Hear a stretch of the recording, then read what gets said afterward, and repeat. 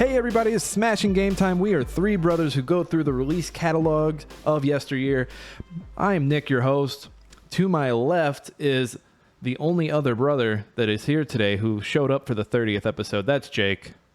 Yay, and we also have the same chairs. We do have the same chair, so fun story about that. I'm surprised this hasn't come up on the podcast yet. Was it you or Ryan who entered us into that contest? It was Ryan. It was Ryan. So one of those Twitter contests where it's like, hey, tag your friends and get a chance to win this yada, yada, yada. And it was a Fortnite chair. And come on, a few weeks later, they're like, hey, you guys win. Get your chairs. And I think it was just like the store clearing out like their old stuff. Like, we got to get rid of these Fortnite chairs. We're not moving them like we used to. But they're comfy. Mine's a little scratched up in the back because of my cat. It's okay. I think actually the dog chewed the bottom part. Yeah, my bottom's just a little tore up. Bit. But thankfully no one it's sees my bottom of my chair. Yeah, How is it? Is it good? Yeah, it's fine. It's fine. It's fine. So today we're doing Q2 2011 without Josh. We're also going to do a speed cap for Bulletstorm. Jake is going to see how much of that he can get through in 5 minutes. You know, I was reading through the synopsis of that. That story doesn't sound half bad. It sounds like a pretty good story for like it being a muscly bro shooter. And it almost sounds like I get like a Guardians kind of vibe. But you know what else? They left it on a cliffhanger. Yeah, everyone's kind of like, when are we going to get Bulletstorm 2? But Epic's like, Fortnite. Well, and that was Epic and People Can Fly. Like, that was like a partnership between them. So I wonder if People Can Fly. I wonder who has the rights to it. I wonder if People Can Fly have that or if Epic is sitting on it. I couldn't tell you. But like just reading the little bit that I read, I was like, oh, this is kind of interesting. Like, maybe I'll check. I won't check it out, but maybe I will check it out. I mean, Josh has it on Steam, so does he? I could probably, yeah. Oh yeah, you guys can borrow each other's shit, can't you? Sure can. You guys are jerks. So what have you been up to, Jake? How's your summer been? It's summer, dude. It's hot. I mean, today's actually a better day. Did you just played like right before this recording? You played in a Multiversus tournament, right? Or is it a Brawlhalla tournament? No, it was Brawlhalla Summers Championships for NA. We got 33rd. Out of how many? The game hasn't been. I don't know, to be honest. Out of 33? Yes. Hundreds for sure. The game hasn't been fun since Multiversus Early Access came out. The open beta comes out the 26th, and they announced LeBron James and Rick and Morty being added to the game. So that's going to be interesting. My favorite. And it's LeBron James's Toon version. My favorite thing, I saw that announcement on Twitter, and then someone tweeted, imagine saying that you're a LeBron main. Yep, that's what I think Sandstorm said that. He's a very popular fighting game pro. I asked the question, I said, is there ability to flop as LeBron? You mean Le Flop? Le Flop. And then just today, like maybe less than an hour ago, Brawlhalla announced Ezio from Assassin's Creed. Ezio was, at this point, Ezio was 2008.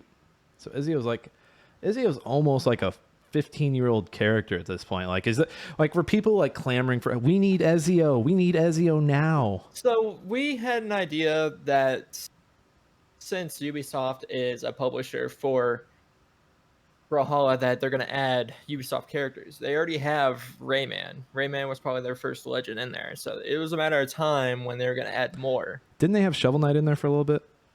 Shovel Knight is the first crossover that happened in there. They have Shovel Knights, like almost all the characters from Shovel Knight. So Plague Knight, Shovel Knight, Enchantress. Do they have the Rabbids? Are the Rabbids in? I'm surprised the Rabbids aren't in there. The Rabbids are not on there. I'm also surprised about that. But they have the glob guy. I forgot his name. The guy with the tongue. I also wonder. Because Ubisoft did those Rabbit and Mario games. I also wonder if Ubisoft has been like knocking on Nintendo's door, like, "Hey, can we please have so and so character for Brawlhalla, please?" Well, and then they added they had so many different crossovers in the game, so they have Street Fighter in there. You wouldn't think they would have Street Fighter, another fighting game in there because it's kind of a competitor. But then again, it's a different type of fighting game. It's not a platform fighter. My hot take here is that. Instead of like pushing for like a Mario or Luigi, give the people what they want in a different spot. So, but hey, look, people want Waluigi in Smash. You guys aren't obviously going to do it. Can we have Waluigi for Brawlhalla? It may not be the most popular thing, but like it would get Brawlhalla like in the zeitgeist for a few days. I mean, oh, yeah, they might. I mean, just this new legend is probably going to help a little bit. What's funny is that the new legend comes out the day after Multiversus open beta comes out. So I was like, you guys, I'm not sure if you guys know what you're doing. I don't know. Yeah, just do more crossovers. Like people love like go get Cuphead or go get freaking go get the cat from Stray. We don't want crossovers. We have enough cosmetics in the damn game. We want an updated rank system. We want updated weapons balance. You want balance, yeah.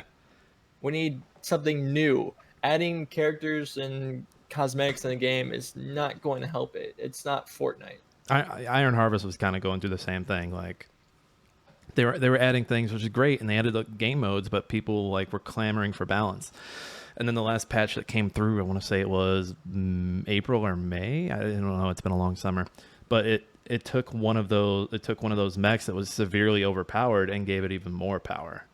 So like, hey, we heard you liked power creep. So what if we power creeped your power creep with the same mech? and like, it's been crickets. It's just been a shit show. I still theorize that because King Art Games is working on another RTS. I still theorize it's the number 2, like the second Iron Harvest, because I feel like RTS series really take off with 2. Like, can you name a 1 in an RTS series besides StarCraft that like people are like, oh yeah, this is it, this is the one? Halo Wars. I mean, Halo Wars had that history of previously being an RTS before they made it a shooter. The only other one I could think of is like people really like that first Company of Heroes. What about Age of Empires? I don't really hear much about Age of Empires outside of number 2. Like number 2 is the one where people really came on. Yeah, I mean, I know they came out with the new one recently, or they announced. I'm not sure. I haven't really followed. I just know it's a meme for some people. And on Halo Wars 2, I think Halo Wars 2 slaps a little harder, story-wise. More added to the game. Atriox is just an awesome character, and I'm so sad that he's been moved into like the regular game, because it's like you could have just kept him as an RTS boss and like done some awesome things here. I think Gears of War would be a great RTS. So they did the tactics. They did the tactics like XCOM. I think that's what they'll stick to. But I agree, because Gears has those different units that are very like you can tell what they would be for. Like the Corpser would be used for like traveling across the map fast. The Brumach would be your tank. The freaking Berserker. I wonder how they do the Berserker, because it's a blind unit. So I wonder how. True. Yeah. I think that could be.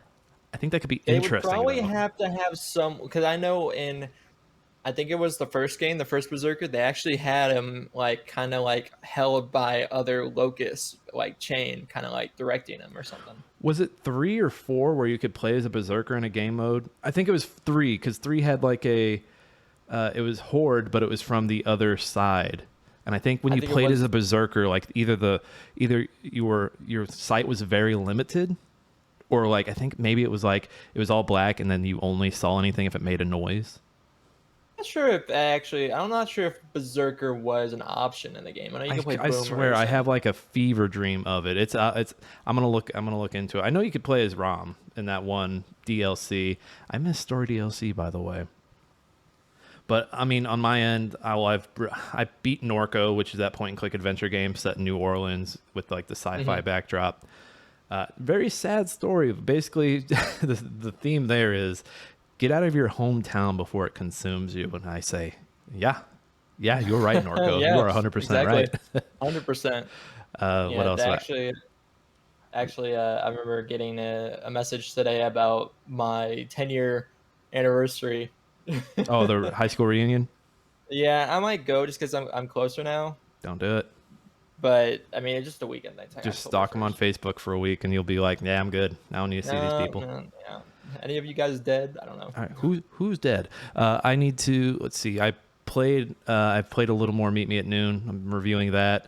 It's a tough puzzle game. Like, I'm on the fourth world, and like the rules of the fourth world really aren't clear to me. Every world has like a new set of rules, and there seems to be no pattern to the rules. Like, at least when you're playing like Braid, like they give you, they set it up, and the rules make sense going from one to the other. Like, okay, in this one, everything moves with me and I control time. In this one, things go reverse of me. If it's going green, I can it felt like it was a progression that worked. Whereas this one's like, I have no idea what's going on. I want to get into Stray. I haven't bought it yet, but Stray. I keep looking at it. What else did I play? I played something else. I can't recall. It's been a long week. I'm thinking about getting into Genshin Impact just because I can play it on my phone. Gotcha. They gotcha. Yeah, I know they got me, but just because a buddy of mine watched him play it a bit, and I'm like, okay, this looks interesting. Be careful, Jake. I downloaded. I'm not gonna spend money on it. Be careful, Jake. I said the same thing about Fortnite. I haven't spent money on Fortnite.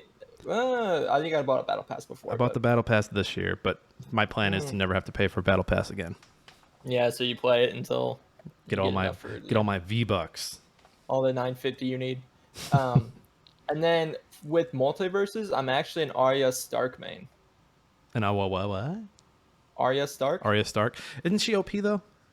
No, she is not OP, but she's underrated. Not a lot of people know how to play her. She's actually really fun. Oh, so you're the first. You're on the ground floor of maining Arya Stark. Kinda, and like she's not top tier, but she's also not low tier. Just people don't know how to play her, but I've actually figured out how to play her. Jake's, you heard it here first, folks. Multiverses. Jake is the #1 Arya Stark player. Come at him, Multiverses people. Come at him, dude. Tasmanian Devil is a piece of shit. All you have to do is tornado, and it hits anything. It's the dumbest thing ever. That sounds like the issue people had with Meta Knight in Brawl. Like, his spinny move was like all people were spamming. And then they have Iron Giant, which he's easy to hit, but once you get hit by him, you're screwed. Like, it's crazy because he's the biggest character in the damn game. He's like 3 characters in one. So he's easy to combo, is what I'm hearing. He's easy to hit, but it takes a long time to knock him out. I can't do the fight. I can't do the character fighting games. I'm trash at Smash. I don't want to try any of them. I just can't do it. Well, everyone's been migrating to Multiverses. Yeah, because Nintendo killed the Smash competitive arena. Brawlhalla's, like you said, needs balance. I think that Nickelodeon one came and went. Oh yeah, there's multiple issues with Nickelodeon. One, they made the game $50 to begin with. Ew. Yeah, they didn't want to go do the free platform. Now someone showed me like the active players. I think there was only 10 people playing at the time. Jeez. Like the game kind of just. If it was a free game, I could see it be different, but no one wanted to drop the money. And I think that's what happened to PUBG when Fortnite came out. Well, and I heard that Nickelodeon didn't have like their characters voice acted. Yeah, which seems like like you have these lovable characters. Like, no one's gonna. Oh, hey, that's SpongeBob. I bet he's gonna say something SpongeBob would say, and he says nothing. Yeah. I think they've added it since release, but like just to out the door without it, it's crazy. Multiverses has voice acting, and a lot of people enjoy that. I mean, like, and some people are actually their characters. Like the actress that plays Arya Stark is actually her voice. Well, and it's just crazy they didn't have voices in the Nicktoon one, because you're like, people are coming there for the characters. They're not coming there for the great tight gameplay. Like the thing that drives people in is the characters, and then they stay for the tight, great gameplay. That might be the name of this episode, by the way. It's not even tight. It's not even tight. We need to transition out of this. Are you ready to talk Q2 2011? No, I'm not. I'm never ready. Q2. That's a terrible transition, but we're going to do it anyway. All right. So April 18th, Portal 2 came out. I don't have much experience with Portal 2. Do you, Jake? I do not. I just know that it's a fan favorite. Co-op Portal. Everyone loved it. Because like, I don't know, I think after playing the first one, I was like, okay, I don't think I need to play the second one, because I feel like it's the same thing, but co-op. You know, the first one burnt the hell out of me. So the thing I like about the first one is that I think it was coming up right around the same time YouTube was becoming a thing.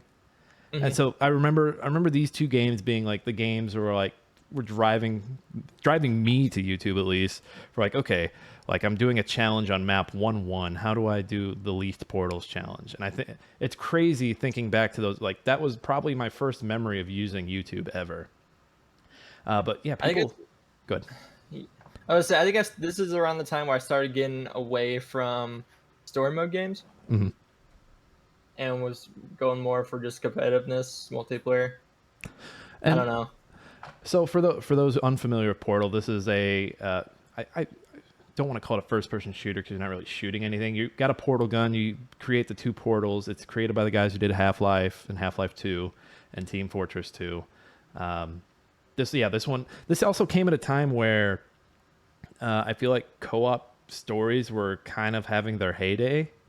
Mm-hmm. Yeah, I agree. I'd say this is probably one of the better received ones. The Gears series started doing co-op, and then for co-op, Halo, like the Halo series, was doing co-op across their series. So like this was the heyday of co-op. Couch co-op was kind of dying, but I feel like could you couch co-op this, or did it have to be online? I think you could couch co-op this. But yeah, I mean it's more the same. It's a bigger Portal. More puzzles, more challenges. It has a great voice cast. I couldn't name anyone off the top of my head. I just remember that being heralded, and I remember winning some awards for like having a great cast in it. And spoiler alert, GLaDOS came back. I had gotten so much from Portal 1 that I just didn't want another Portal. Yeah, and I mean, I guess they're just like, what if we had Portal, but 2 players? Well, and I think that's my issue across across Valve's games is, if you played Half-Life, you kind of played Half-Life 2. If you played Portal, you kind of played Portal, because you have your showcase levels. So for Half-Life, the showcase was the gravity gun and the things you could do with it. The other showcase level for Half-Life 2 was that Gloomhaven or Gravehaven, the level with like all the face crabs and all the zombies. Yeah. Like you have your great showcase levels, like Portal's showcases like once you escape from the labs, and then just the different things you can do with the portal gun and the physics you can play with. And you know what? Out of all the Steam, I keep saying Steam. That's why we don't have any threequels for any of these games because of Steam. But out of all the Valve games that could get their third game, I think this would be the one. Yeah, but I feel like it's become a thing or meme where no one, like you said, no one's getting a third game. Well, you know what? In Half-Life Alyx, all they had to do was turn around. Wait, she didn't have an E in her name. Never mind. All they had to do was turn around the E in Half-Life and make it a 3, and they could have been done. They could have been done with it. I just thought about this too. So there was a Dota 1 apparently. I don't know. You never, it's whatever. But Dota 2 is still a thing. It's probably one of the most popular games out there as an esport. But you're never going to see a Dota 3. It makes sense now. I mean, when you rack it in all the money off of Steam, you don't need to do anything. Team Fortress 2. There was an interview, was it the beginning of this year or late last year, where someone who was previously at Valve was talking about how like they want to do Half-Life 3, or they want to do one of the series they wanted to do a 3, but the team just isn't behind it. Like they can't find something that would set it apart. And I don't blame them. I mean, why come out? Well, hell, what is it? Why come out 11 years later and have nothing new to show for Portal 3? Why do that? Mm-hmm. Why do that and have nothing new to show for Half-Life 3, or for anything? Like, why do another Dota? Why mess with it at all? Now, Portal has seen some other stuff. I don't know if that came from Valve, but like they did like a Portal bridge builder, mm-hmm. which looks pretty cool. It's like an isometric bridge builder using the portal gun, not first person at all. But yeah, man, I just say leave it alone. Like if you liked Portal 2, like don't cry for Portal 3. Just be happy that 1 and 2 happened. I mean, I can see like Portal 2 have like some like maybe mods. Do they have mods in it? Oh, I'm sure I'm sure there are mods out there. Yeah, because I think that would be more interesting in the game. Add some stuff to it, make it creative. Now I wonder, was there a level creator? I don't know. I could see that. I could see level creators are like. I remember watching a video about someone was like sucking StarCraft 2's balls about how customizable it is. And like I kind of agree with his point that like, you know, a game lives longer if you're able to have some kind of customization. Like Halo 3's Forge mode, like Halo 3 had long fucking legs because of that Forge mode. Yeah, no one's doing that now. Well, because Forge isn't even out for fucking Halo Infinite. Yep. Why? I don't know. Anything else on Portal? Portal. I'm not 100% sure, but were they available in Fortnite? No.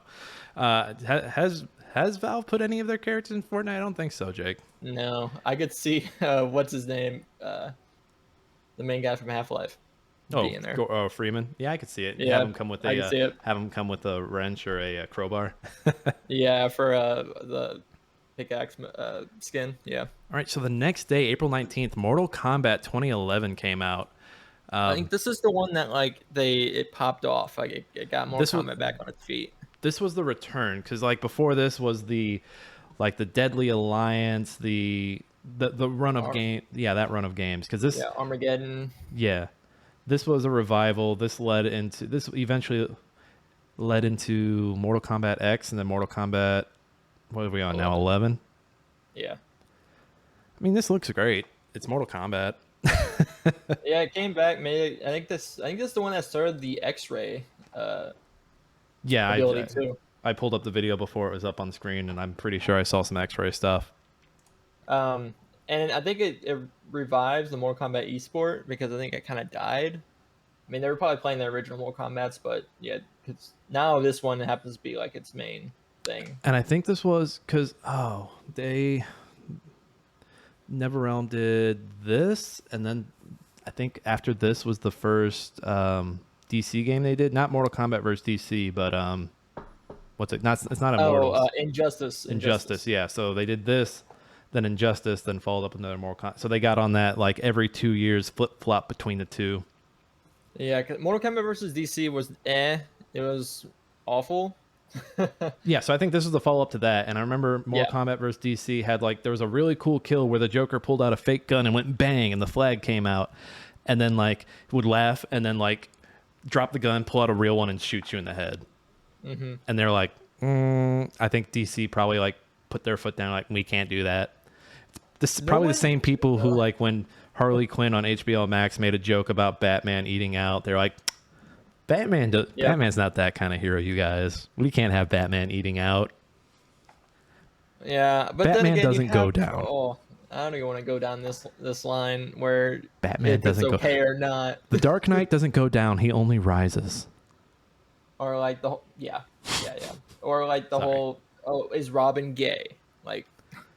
Who cares? I think there's a history behind it. Wow, look at these Mortal Kombat characters. I thought, is this Mortal Kombat or Dead or Alive? My goodness. Mortal Kombat. Oof. Take off the mask. All right, for those who don't know, Mortal Kombat is a fighting game. Been around since, what was it, the early 90s, late 80s. Hey, the cool thing about this stage we're watching right now is there's another fight going on the bridge behind them. I think that's pretty neat. I wonder if they implemented that into multiplayer somehow, like a multiplayer tournament. That'd be dope. That would be dope. But then how would you be able to see the other person? No, you can see another fight going on behind you. It's not your fight. Oh. You're like, okay, the guy playing Baraka is winning, so I'm probably getting ready to fight Baraka after I win this fight. Who's your Mortal Kombat main, Jake? Oh, I don't know. I think it happened to be the guy with the bow and arrow.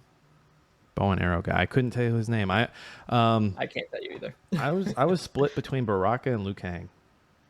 Baraka's fun. I think he was my guy back in the day for Mortal Kombat 2. Yep. Here's the X-ray. So yeah, this was the first use of the X-ray where if you landed a fatal hit, it would zoom into the skull and show you shattering someone's jaw, or if you broke a rib, it would show the rib busting. But yeah, Baraka his hand set was fun, and then Liu Kang with the fireballs into the bicycle kicks. It was just meatball, chef's kiss. Yes, kiss the chef. Kiss the chef. Anything else about the Mortal Kombat? I'm sure we'll see them again in a future episode. Yeah, it was. Mortal Kombat made its comeback with this game for sure. Mortal Kombat. Have you seen the newest movie? I saw like the first hour of it. It was okay. It's okay. It's not gonna change the world, but they're doing another one. Yeah. I thought the first fight between Sub-Zero and Scorpion was really good. Yeah, because I think I'm not gonna spoil it for you. I wasn't crazy about there being a character who isn't in the game being like the main character. I've always hated that. Yeah, it's kind of like Resident Evil. Yep. Yep. My name is Alice, and I have clones. Hi, I'm Alice. May 16th, Terraria. Never actually played it. For those who wonder what Terraria is, this is side-scrolling Minecraft. This came out 2011, so it was a little after Minecraft. This game's still big. Yeah, it's a cult. There's a cult following with it. It's I think there's a lot of mods to it. There's like so much you could do to the game. And I think Josh pulled a trailer for this instead of gameplay. How nice of him. No. I don't know. Like, I was more of a like I had a copy of this downloaded on my Xbox for like years, and I played a little bit of it. But I'd play it and I'd be like, I just want to play Minecraft. I feel like there was a bigger emphasis on the combat in this, whereas Minecraft didn't really have that. Minecraft was more on the survival side. Yeah. And like you could argue, oh, that vine thing's really cool. You could argue like, well, the combat's part of the survival, but I think the survival aspect goes way, way deeper than just fighting off a bunch of baddies. And I think this one has like more unique, I guess, enemies, and there's boss battles and everything. Whereas Minecraft, you have like the Ender Dragon. Because when I look at this, you know what I think? It makes me think of Spelunky. Yeah, I think Spelunky. I could see a little bit of like Metroidvania in it a little bit. And I'm not crazy about light elements. So like, oh hey, like it's dark down here. You need a any game, including Minecraft, where like torches are needed. I'm like, you know what? I don't want to get lost in the dark because you know I'm an idiot and I will get lost in the dark. It will happen. Oh, then you'll hate playing Rust because night mode sucks. Wasn't it the same way for Ark? Doesn't Ark have that same thing? So with Ark, you can actually beat it. You can turn up the game's brightness. Mm-hmm. And it's fine. Whereas Rust, you can't do that. Okay. So yeah, if you're watching live with me and Jake, like there's elements of building. I still think they focused way too much on the combat when I remember doing it. When I remember like looking into it back in the day. But hey, I mean, you can build a castle. I just like I don't know. I look at like this 2D building he's building, and I look at like the stuff I would build on Minecraft. And that was just way more interesting because it felt like you could be more creative. Whereas opposed to this, like you can build a room and put chairs in it. You can probably do a painting. Yeah, and then like when you build it, it doesn't fit the whole screen, you know? Yeah. Whereas Minecraft, you can kind of like see it all. Like Minecraft, you can turn on creative mode and fly around and like, oh hey, I'm like above my castle I just built. Look at that beautiful castle. Whereas this, like you see a little bit of what you create. So yeah, I mean. But it's still, like I said, it still has its audience. Like there are a shit ton of people who still play this game. I didn't look it up on Twitch, but I bet you that there are a bunch of people who frequent watching this and play this on Twitch. I bet that's true. So that's why it's important. Damn it. All right. That's all I got. The next day, May 17th, a game I hold near and dear to my heart because I love LA. LA Noire. Doubt. Yes, so the doubt meme that you may see around the internet comes from this. So this is just think Grand Theft Auto, but you're a detective in the I think it's post-war LA. You're moving up through the different parts of the precinct. So you start in like you start with the traffic desk. You eventually end up on homicide, then vice. Like you go around. It wasn't. I think Rockstar had a hand in it. I don't think they fully developed it on their own. I remember development on this was a fucking nightmare. There were some stories. There's some podcasts out there that go into details about it. But this is a slowed down Grand Theft Auto. Like if you ran over people, you were going to get in trouble because you were a cop and you can't do that. It explores like the noir film style, the film genre. And I remember like there's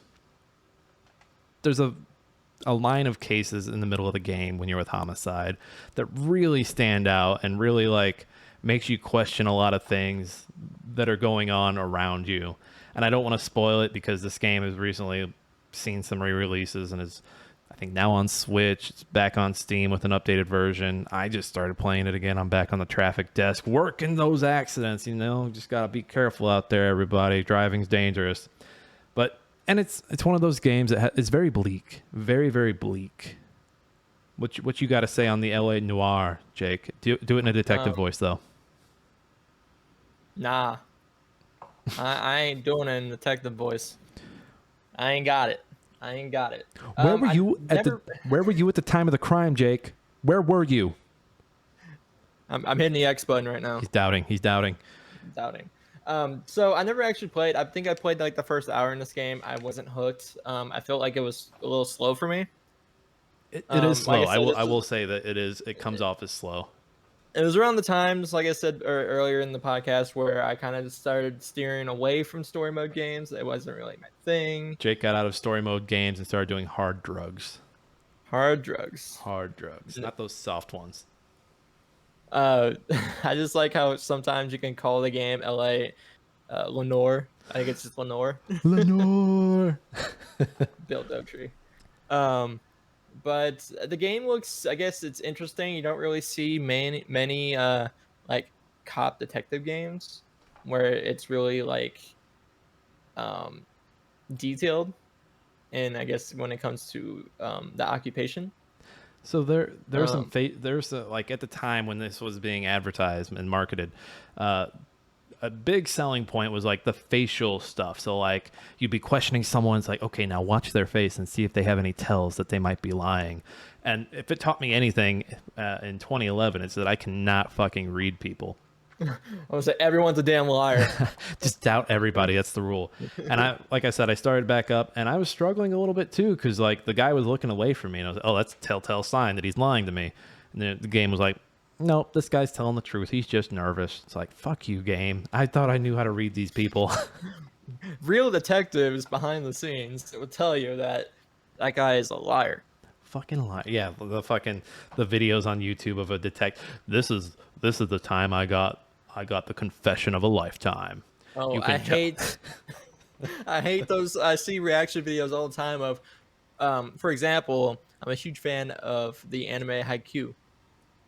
Haikyuu is a volleyball anime. Great story. I highly recommend it to anybody. It's my plug-in for Haikyuu. This guy bought a live hog, by the way. I've seen videos, yes. I've seen videos of like a volleyball coach reacting to Haikyuu. And it's like, it's a cartoon. It's an anime. What's the deal? Time out.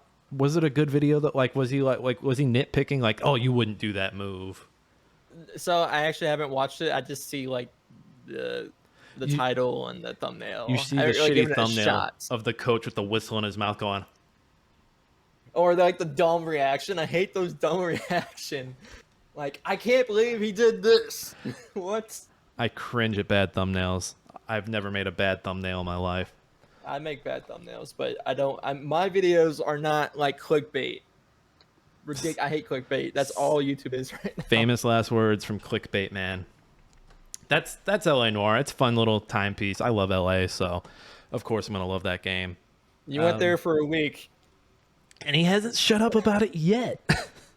Yeah, it's just like that time you went to New York. It's like, oh, dude, I love New York. It's like when someone studies abroad for a semester. Like, oh my god, did I tell you about that semester I studied abroad in Rome?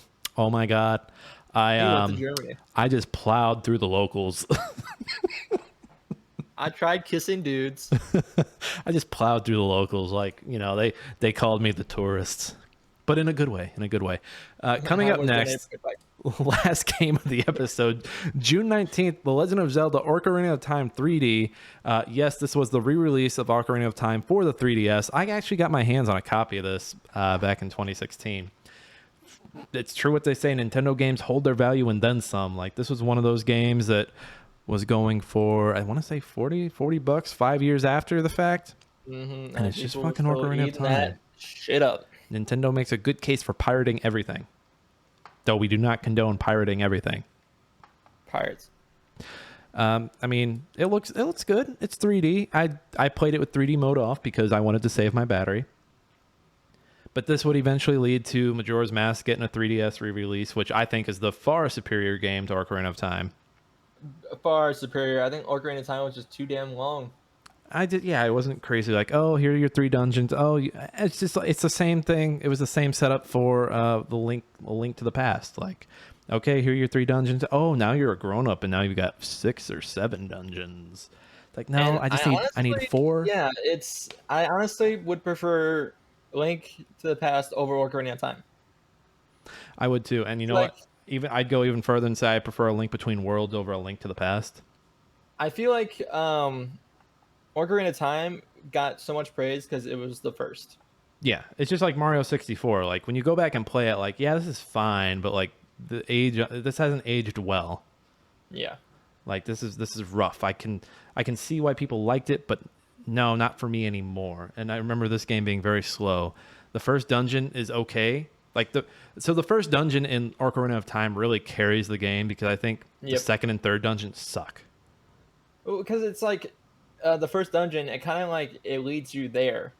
Other dungeons, you kind of have to like find your way. It leads you there, and the setup, the setup, like you're just, it's a circular room. You go up. Oh, hey, there's a room over here, and that's it. And then the other two is like a volcano, and then inside a fish, and they're just both like layout wise very rough. Like people like to bitch about the water temple later in the game, but I think those all they bitch about second dungeon, the second and the third dungeon are just as rough.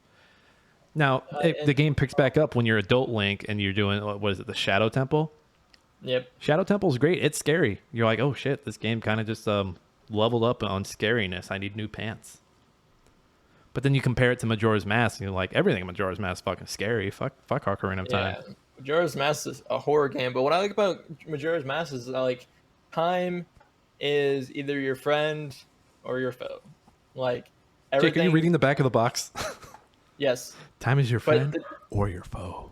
But do they? Is that on the back? That'd be cool. No, but it sounds like something that would be on the back of the box. No. But what I like about Majora's Mask is how creative it was, the uniqueness of all the masks in the game. Because like you wanted to collect every damn mask. I love that they were just like, hey, we have this engine. Nintendo 64 is on its last leg. Let's just build another fucking Zelda game and see what crazy shit we can do. That's why I'm kind of worried about. Breath of the Wild 2 right now, because Breath of the Wild came out with launched with the Switch, and now we're waiting on 2, and I'm just like, well, you know, this game could have been out way sooner if you guys had just like, you know, just you have all these assets, use them, and just do something crazy fun, maybe shorter, that people will like. And I think they're really gonna miss the mark on Breath of the Wild 2.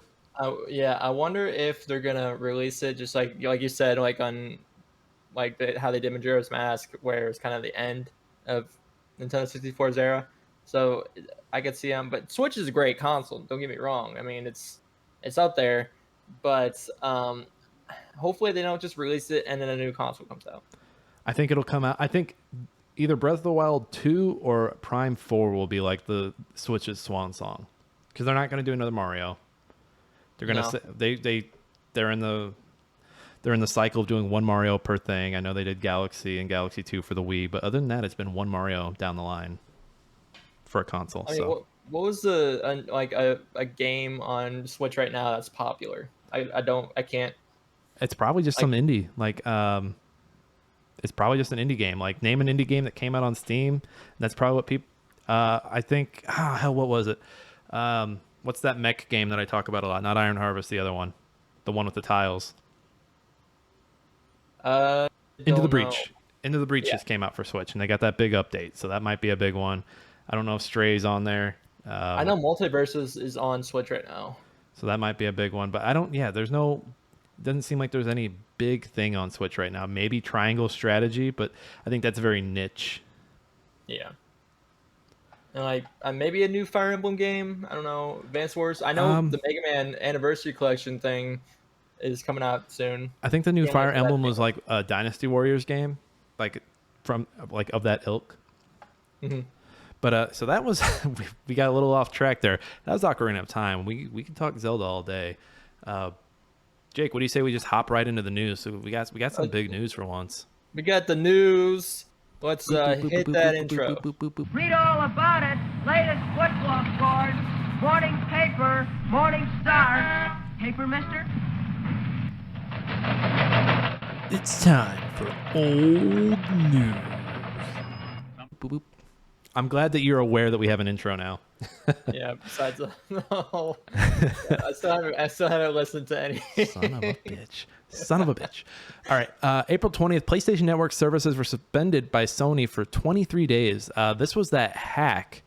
And I think this is the hack that resulted in like a lot of data being stolen. And then on top of that, I think everyone got a free copy of one of the superhero games and one of the infamous games at the end of it all. I remember I was living at home when this happened. I remember living in the trailer at this time.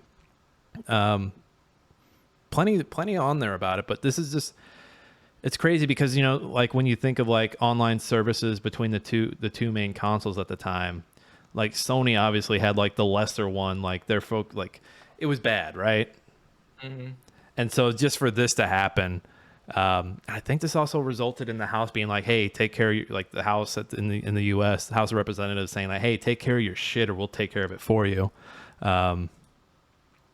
It's crazy to me. I feel like they're stealing my data anyway. One of our first calls was to the FBI, and this is an active, ongoing investigation. Yes. Have you identified how the breach occurred? Yes, we believe so. Sony Network of America is continuing its investigation into the criminal intrusion, and more detailed information could be discovered during the process. We are reluctant to make full detail. This was bad because the PS3 wasn't doing what they needed it to do. Like they were eating Microsoft's dust at the time. It was just bad. PS3 was probably one of their worst consoles out of them all. And then now they're having a hard time emulating those in their services. Yep. Sony, like, can you just think about that? You were riding the high of the PS2. You get into the PS3, and then you're already dogging it behind who's leading, and then this happens, and you're just like, fuck. Like, yeah, Xbox had the red ring of death, which hit them hard, but like Xbox had that extra year to gain momentum. I mean, so I always feel like PlayStation was always behind Xbox because Xbox was leading in online gameplay. It was leading in a lot of like exclusives. The marketplace, Xbox Live Arcade, like it was just great. It's like Xbox honestly should be right behind PC. Well, and PlayStation, like PS2 had that great install base. Like it should have been a no-brainer. Like everyone's got a PS2. We're Sony. We're gonna put the PS3 out. What they fucked up and did wrong, in hindsight, is PS5. I think $500 right out the gate. I think so. Yeah. It was expensive, and so that's why that generation. So like, if you go across generations, everyone has a PS2. The generation after that, everybody has an Xbox 360. The generation after that, everybody has a PS4. So it's to the point where like the better priced one was the one that everybody had. Yep. And right now, I don't know with like the shortages between PS5s and Series X, which ones. I think PS5 has the lead right now, but I mean, everything's so like something comes out on PlayStation, it's on PC. And maybe it's just because I have a PC, but everything just seems, it's like one big pool of everybody. So like the console wars become more meaningless with each passing day. Yeah, I mean, like besides Nintendo, because it's kind of hard to get anything Nintendo on your PC. Like Nintendo has it locked down. There are ways, but Nintendo will find out if you have them. Yeah. Besides Like, emulators. It's a nice copy of a Metroid Prime you have there. Where'd you get that? Where'd you get that? And I think that's why Nintendo's always like behind, because they got their shit on lockdown. They got Pokemon. The Disney of the consoles. Yeah, they got Pokemon. They got Mario, Zelda. They're moving to the beat of their own drum. They don't give a fuck about anybody. Nintendo's like, oh, you want us to do this? Nah, we don't. We're not going to implement voice chat in our games. You can use a third party. Here's an app for Splatoon 2, bastards. Yeah. Some of the stuff they do is just so ass backwards. Why are you doing this, Nintendo? But not to shit on them. So June 7th. Sorry, go ahead. I'm going to say they're kind of moving towards the phone, though. They have a lot of phone games on iOS. And Yeah, but they in have the App Store. So that's like Niantic and like other companies doing that for them. That's not really them developing those in house for the most part. yeah, true. I guess because like Pokemon Go is a different company. That Pikmin game's pretty fun. I haven't played it in months though. June 7th through the 9th, E3 2011. Let's see if we can hit some of the highlights here. 2K showed off BioShock Infinite, Activision with Modern Warfare 3 in the house. Bethesda showed off Prey 2, which would never see the light of day. And then also Rage and Skyrim were there. More about those later on. Let's see. Resident Evil. A bunch of Resident Evil games nobody cares about. Crytek showed off Rise, Son of Rome for the Xbox 360. Wow, I didn't realize they were showing that off so early. Dead Island was there. You got the Battlefield 3, Sim stuff. Anything stand out to you on here? Arkham City was a big one. I think Bastion made a splash there for Summer of Arcade for EA. Yep. Yeah, I think it won an award for its track. Did it? Yeah. Let's see. Microsoft's heavy hitters that year: Forza 4, Gears 3, Halo Anniversary, Halo 4. Some more Kinect stuff. So a better year for them because the year before that was all awkward, like Kinect stuff. Sony with the God of War collection, Eco and Shadow of the Colossus collection, Journey, Ratchet and Clank, All for One, Resistance 3. Still doing Sly Cooper. It's crazy. Their big one was Uncharted 3 that year. Square Enix. Oh, wow. That was Hitman Absolution. So that was the first Hitman for a long time there. Final Fantasy 13. So slow period for Square Enix there. Tecmo with Ninja Gaiden 3 RIP. Is it Gaiden or Gaiden? I think it's Gaiden. Yeah. Oh, XCOM. This is where XCOM premiered too at E3. Duke Nukem Forever was also there. I remember you putting your head in one of those plastic standees for Duke Nukem Forever back in the day. I actually have that photo somewhere. It's somewhere. And then let's see, Sega showing off Binary Domain, Captain America Super Soldier. I forgot they did a Captain America game. Rise of Nightmares, Shinobi, Sonic Generations. Speaking of Sonic, also in the news that year, we've got Sonic turned 20. And Sonic just turned 30. So Damn. He's 31 this year. So wish Sonic a 31st birthday. If you haven't, hop on his Facebook, wish him a happy birthday, you forgetful fucks. And then June 27th, Supreme Court of the United States issues a ruling on Brown versus Entertainment Merchants Association, declaring video games as protected free speech. Thank God they ruled on it now. Then, because if they ruled on it now, they'd probably say that video games, they gotta go. Supreme Court here. Violence. Supreme Court here. The video games, they gotta go. They're ruining the nation. Imagine if they just took video games away from everybody. Not everyone would have like no content, no jobs. I mean, like it would be like, oh, you put that out you put that on YouTube, we're arresting your ass. Oh, you mean like the video game cap that China has on its kids right now? Yep, or like the meme stuff in Europe where you can't really post. I think memes are illegal in Europe. Yeah, memes are under siege in the UK. And if you're a kid in China, you only get like an hour or two of video games. And I think I was reading something that they thought that they were going to take the foot off the pedal for the summer because kids are on summer, and they did not. So sorry if you're losing video game hours, you guys. Probably COVID because they need people to work.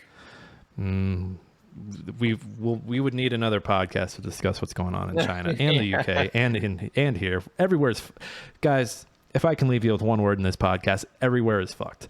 All right, Jake, what time is it? Meme time. That's right, it's meme time. All right, what we got? Well, we got doubt. We have a lot of doubt here. Okay, so that's the second one. So it is time to go. Was that a good meme? No. Doubt. And then what's this other one here? Me mutes Google's mic. Me, okay, Google. Google responds. The microphone is muted. Doubt. So for those who don't know, the main character from LA Noire, if you doubt something someone's saying, the X button with doubt pops up and you can press it. That became a meme in its own. And people post it all the time now. And Jake pulled these great memes. Jake, these are great memes. We appreciate your continued support in the meme war. We're going to send you to UK to bring memes to the UK. I doubt that. They need meme support. For 2 cents a day, you can help Jake bring memes to the underrepresented memers in the world. All right. And I doubt you have 2 cents. So that's my 2 cents. So we have a speed cap for Bulletstorm right after the break. Jake, do you think you're ready? No. Oh, perfect. I love to hear it. So we're going to go get set up for that, and then we will be right back with that speed cap. Hey, everybody. We're back for the speed cap. Just a heads up, because we didn't say it at the top of the show. Reminder, we are a part of the Trident Network, so show them some love. Head over and listen to some other shows. Also, if you haven't already, head over to Apple Podcasts or wherever you get your podcasts and leave us a rating and review. 5 stars is appreciated. Jake, you ready for the speed cap? Yep. All right. So if this is your first time with us for a speed cap, the person doing the speed cap has to run through the synopsis of the game in 5 minutes or less, hitting details that the scorekeeper has set out that the speed capper is unaware of. So for today, that'll be Jake. So just spoiler alert, I didn't really do anything on the game's release or any info around the game. It's really just the story. So stick to the story, get the names, get the important people, the places, the things, the who, the what, the where, the when, the how. Okay? How? You ready? Yep. When you see 5 on the clock, go ahead and get started, and may God have mercy on your soul. 5 minutes in. Okay, Bulletstorm takes place in a futuristic setting where Confederation is being protected by an elite group called Dead Echo. Dead Echo has members, I think you play as a guy named Grayson Hunt, and he has a teammate. I think the game's co-op as well. I haven't played the game in a while. His name's Ishii. They discovered that they'd been tricked into assassinating civilians by the commander. I think the commander's name is General Serrano. So the Dead Echo is a 4-man squad. They leave the commander and end up fleeing to the edges of the galaxy. Players take the role, like I said, as Grayson Hunt a few years after his exile, and have since become a drunken space pirate. The guy has problems with alcohol. And they go and find the flagship, the Ulysses, of their former commander, General Serrano. Grayson orders Dead Echo to attack it in their vastly inferior ship, and ends up conflicted by ramming his ship through the other ship, causing them to crash into a planet. I think it's planet's called Stygia. Ishii was badly wounded in the explosion before the landing, and Dead Echo's crashed ship was attacked by mutant flesh-eating natives during an operation rebuilding Ishii with nanobots. So Ishii is kind of like half robot, half human, and the entire game is kind of like fighting himself, trying to take control, I guess, through the AI that's inside of him. But so throughout the game, you're fighting, trying to kill General Serrano, and you work together with Ishii to find and kill him, get off the planet. Actually, I think you use him, kill him to get off the planet. I think that's all I got. Do you forfeit the rest of your time? I do. All right, Jake forfeits 2.5 minutes. Let's look at the score. I'm going to tally them up. All right, here it is. All right, so you got Confederation of Planets. I gave you that. You did not mention the 26th century specifically. Yeah. That's totally okay. You mentioned Grayson Hunt, Dead Echo, Victor Serrano. You didn't mention how they killed Bryce Novak, a Civ reporter, was the reason. So they kill him, and then Dead Echo goes into hiding. You mentioned that they become pirates. I did say that they killed a civilian. I was looking for his specific name, though. Gotcha. You did mention they become pirates. You said that there was a time hop. You didn't say how long, so I gave you 10 years later, half point for that. Grayson struggling with alcoholism. Nice little touch that you brought up, so I gave you full point. You brought up Ishii. You did not bring up Rel or Dr. Witt, part of the Dead Echo crew. Yeah. You brought up the Ruined Planet. You brought up Suicide Attack, Crash Landing that got him stuck on the planet. You brought up Robo Ishii. You didn't bring up Trishka and Final Echo, which was she was like a member of the replacement unit that replaced Dead Echo when they went into hiding. There was the DNA bomb that was going to blow up all the living material on the planet and started anew. I think it was Serrano who was behind that. By the game's end, Serrano has lost and actually had to get rebuilt by just like how Ishii did. And then also Ishii was lost to the planet, but it turns out his Robo version survives and is in full control of his body by the end. So 21 points. But reading those last two, I was like, man, those are great cliffhangers. I hope they come back to that. Those are pretty good. Those are pretty good cliffhangers. So wait, no, I think I scored this wrong. Hold on. 1, 2, 3, 4, 6, 7, 8, 9, 10. No, that's right. Because this is not a 50-point effort here. No. 21 points. That's okay, Jake. You'll get them next time. It was a fun little thing, though. I congratulate you for your effort. I mean, it was better than Josh's. What Josh app? StarCraft?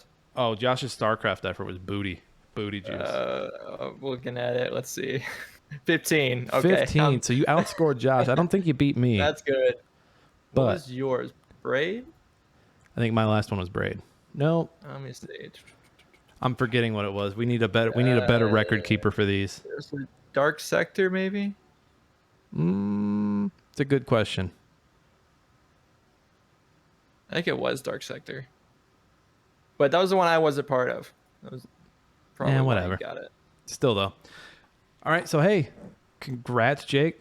Heads up, everybody. Next week, we will not be doing 2011 at Q3. It's just going to be me and Jake again. So we're going to take that as an opportunity to talk about our new favorite show on Paramount Plus, Players. For those who haven't seen Players is it's kind of like the Last Dance documentary they did about Michael Jordan back at 2020, but it's about a League of Legends team that they made up. And it's a great show. It's fun. It's a lot of fun. It's funny. The season finale comes on Thursday, so we're going to record right after we watch that and just talk about the season in general and just what we liked, what we didn't like, and other notes and fun things. That'll be a good time. Make sure to watch the 2 episodes. And that'll be the whole... Oh, you haven't watched this week's yet? I was going to ask you about that, but now I know.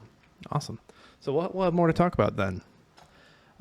Everybody, as usual, you can find me on Twitter at @ThatKaufman, on Twitch at NickFatKnight. I'm more so on YouTube these days at NickFatKnight. You can also find these Smashing Game Time videos on Smashing Game Time on YouTube if you want some visual aspect to it. We look pretty. We really, really do. Excuse me. Jake, where can the people find you? You can find me on Twitch, YouTube, Twitter, and TikTok, surprisingly, at Jiggy Boy Kaufman, where I upload and not upload anything. And if for some reason you want to find Josh, he is I am Josh Saying on Twitter. I don't know why you'd want to do that, but go ahead and find him there. Everybody, as always, this has been Smashing Game Time. We hope you had a smashing great time. We're going to see you next time. Bye. Better not bring your kids.